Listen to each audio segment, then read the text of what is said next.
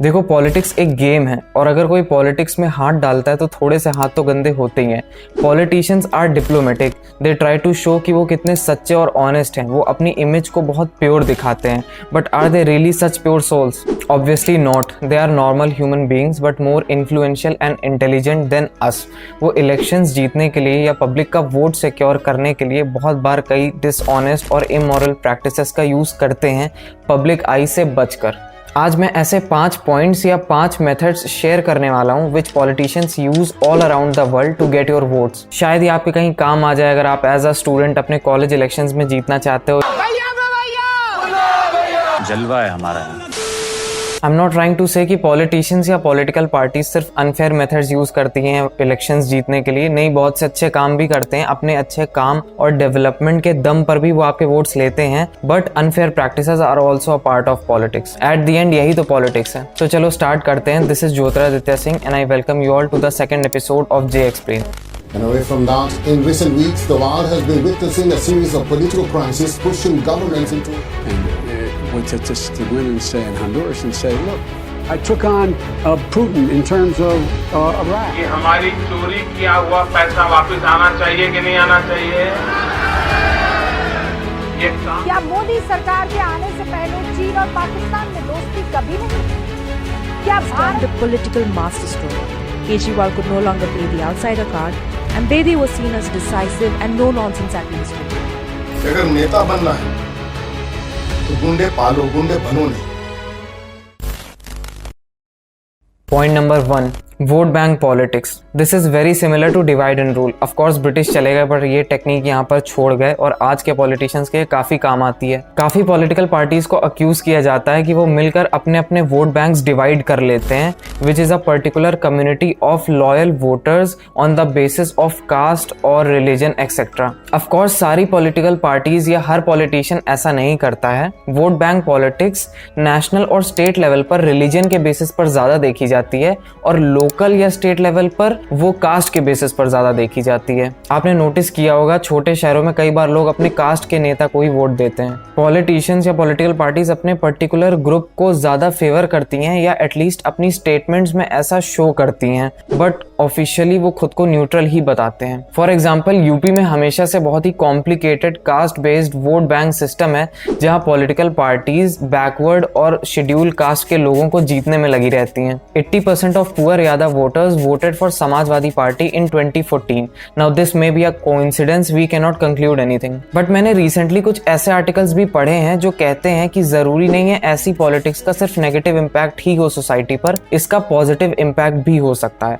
Articles related to this topic are linked in description. Point number 2, propaganda machinery. ये एक ऐसा तरीका है जिसमें पॉलिटिशियंस या political parties TV media, print media या social media for example Twitter और अपने स्टेटमेंट्स के थ्रू एक पर्टिकुलर एजेंडा, प्रोपोगेंडा या फिर अपनी आइडियोलॉजीज को पब्लिक को सेल करते हैं, उनके दिमाग में धीरे धीरे करके उतारते हैं। इसको आप नैरेटिव बिल्डिंग भी कह सकते हो। वो ऐसी आइडियोलॉजीज को पब्लिक के दिमाग में बिठाते हैं जिससे अल्टीमेटली उनका ही फायदा होता है, लोग उनको वोट देते हैं। इसका एक नेगेटिव इम्पैक्ट ये होता है सोसाइटी में कि लोग एक्सट्रीमिस्ट बनते हैं जिनके स्ट्रॉन्ग और एग्रेसिव ओपिनियंस होते हैं। यहाँ मैं आपको इंडियन पर्सपेक्टिव से हटकर जर्मनी का एग्जांपल दूंगा, जहाँ पे हिटलर की नाजी पार्टी ने अलग ही लेवल की मार्केटिंग करी थी। बैक देन उन्होंने कई सारे पोस्टर्स, मैगजीन्स, न्यूज़पेपर्स और फिल्म्स पब्लिश करी थी अपने प्रोपोगेंडा के लिए और पब्लिक को ये कन्विंस कर दिया था कि ज्यूज बेकार है उनकी सोसाइटी के लिए, ज्यूज की वजह से जर्मनी डेवलप नहीं कर पा रहा। In short, Jews are our enemy. अगर इंडिया की बात करें तो ऐसा कुछ सिमिलर सा यहाँ भी देखने को मिलता है on the basis of religion. Her political party के IT सेल की ये रिस्पॉन्सिबिलिटीज होती हैं कि वो fake news,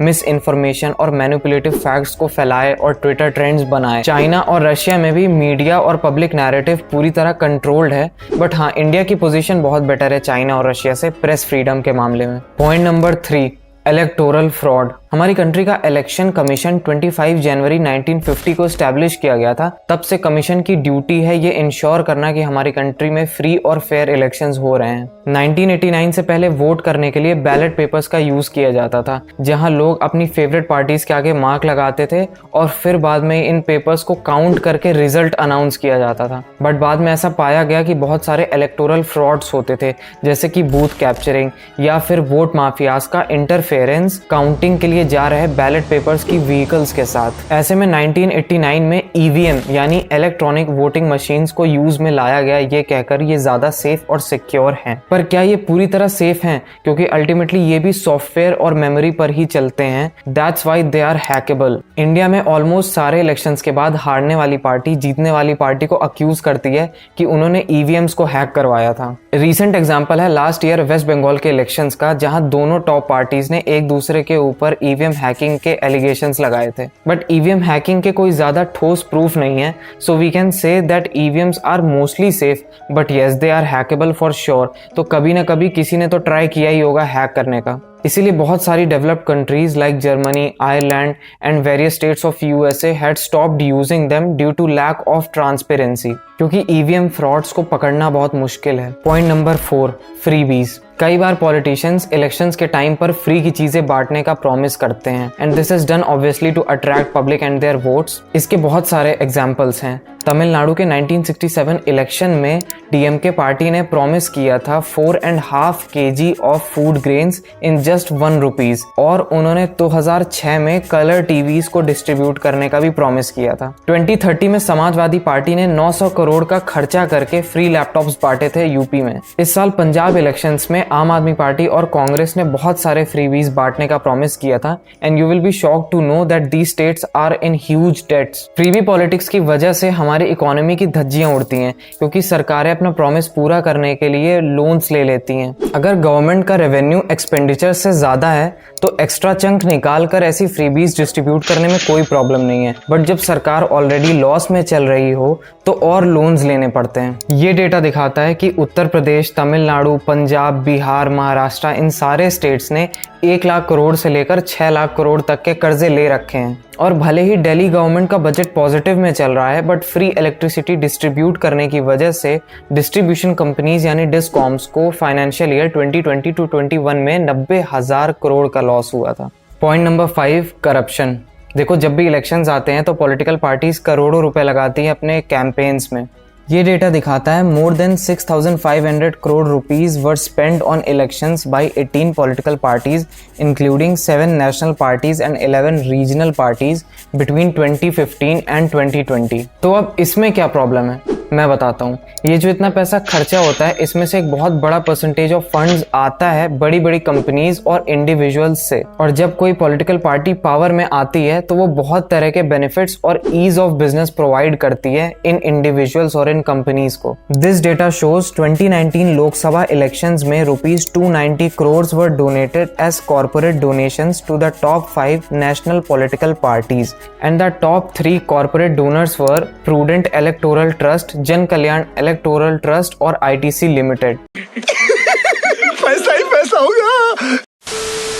The history of corporate fundings dates back to freedom movement when Birlas were the top donators of Indian National Congress. But at least उस time वो एक अच्छे पर्पस के लिए था। उसके बाद से corporate fundings from top companies such as Birlas and Tatas have always existed. इन दोनों कंपनीज ने मिलकर almost 34% of total corporate fundings करी थी 1962 से 1968 के बीच। इसी वजह से हमारी कंट्री की इकोनॉमिक पॉलिसीज में इन कंपनीज का काफी बड़ा इन्फ्लुएंस रहा है। मैंने सारे आर्टिकल्स और रिपोर्ट्स नीचे डिस्क्रिप्शन पर लिंक किए हैं। तो ये हैं वो 5 तरीके जो पॉलिटिशियंस और पॉलिटिकल पार्टीज यूज करती हैं जनता का वोट सिक्योर करने के लिए, इलेक्शन जीतने के लिए और पावर में बने रहने के लिए। अगर आपको लगता है कोई ऐसा पॉइंट है जो मैंने मिस कर दिया या फिर आप मुझसे डिसएग्री करते हो तो प्लीज कमेंट सेक्शन में बताओ। अगर आपको ये वीडियो पसंद आया तो प्लीज लाइक करो, अपने फ्रेंड्स के साथ शेयर करो और सब्सक्राइब के बटन को तोड़ दो। ऐसे वीडियोस को बनाने में मेहनत बहुत लगती है, तो प्लीज मुझे सपोर्ट करो और आप मेरे चैनल पर शॉर्ट्स को भी चेकआउट कर सकते हो। I see you in the next episode. तब तक के लिए थैंक्स फॉर वॉचिंग।